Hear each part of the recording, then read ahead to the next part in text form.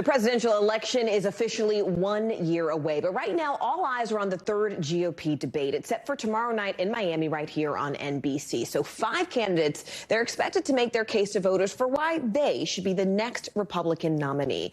They won't be joined by the frontrunner, former President Donald Trump. He's expected to skip this debate as well.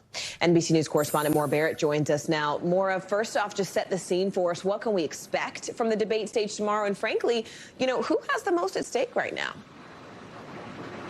Well, Morgan, it's going to be a smaller stage than we've seen in the last 2 debates. As you just showed on screen there, Chris Christie, Vivek Ramaswamy, Ron DeSantis, Nikki Haley, and Tim Scott will be on the debate stage tomorrow night, while former President Trump hosts an event for counter-programming not far from where the debate will be held. Now, in terms of who you saw in the last debate that we won't be seeing this time, Doug Burgum, the North Dakota governor, didn't qualify for this debate, but he is still in the race. And on the flip side, Vice President Mike Pence dropped out of the presidential race last month. Now, in terms of who to be looking at and what's at stake, I think it's fair to look towards Nikki Haley and Ron DeSantis. Now, while Trump leads by about 30 points in polling, these are the 2 that are tied for second, and Nikki Haley has consistently seen surges after her past debate performances. But regardless, this debate is just the latest chapter in this primary in which candidates are really hoping to speak to voters and differentiate themselves from the frontrunner. Maura, a new poll shows the Trump leading Biden in 5 key battleground states. It's still a year out, of course, from the election, but how are the candidates' campaigns sort of reacting to this new data?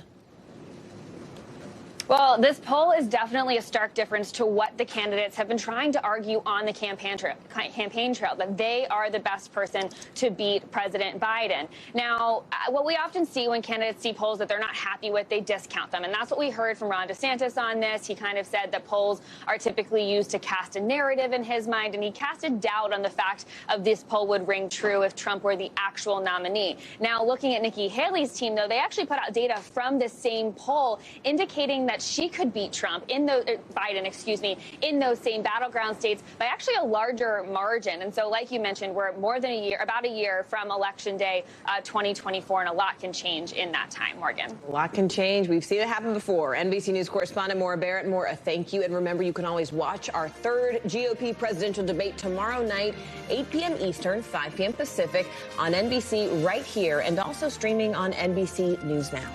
Thanks for watching. Stay updated about breaking news and top stories on the NBC News app or follow us on social media.